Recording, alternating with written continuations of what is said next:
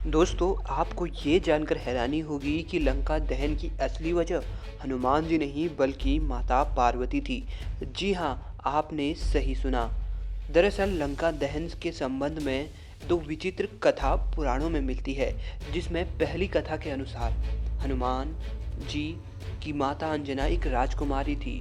खूबसूरत होने के साथ साथ वो बहुत नटखट भी थी। एक बार जंगल में घूमते घूमते वे ऋषि मगन के पास पहुंची, जहां उन्होंने मगन ऋषि को ध्यान में देखा। ऋषि की शक्ल बिल्कुल बंदर जैसी थी। ऐसी शक्ल देखकर अंजना जोर जोर से हंसने लगी। उनकी हंसी से ऋषि का ध्यान भंग हो गया।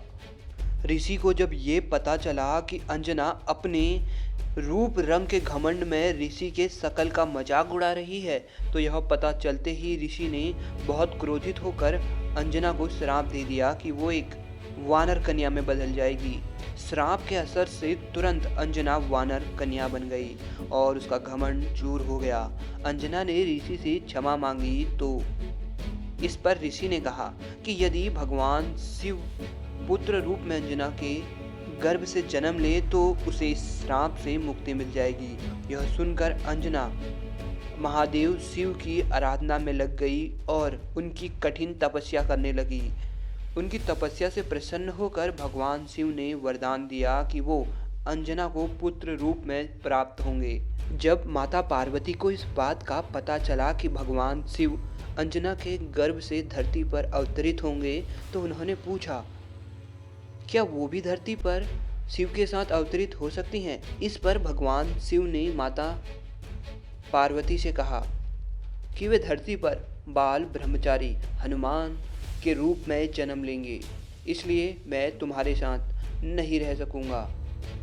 तब भगवान शिव की ये बात सुनकर माता पार्वती बोली कि वे वानर रूपी यानी शिव की पूंछ के रूप में अवतार लेंगी, जिससे हनुमान में शिव और शक्ति दोनों का अंश होगा और वे अत्यंत बलशाली होंगे।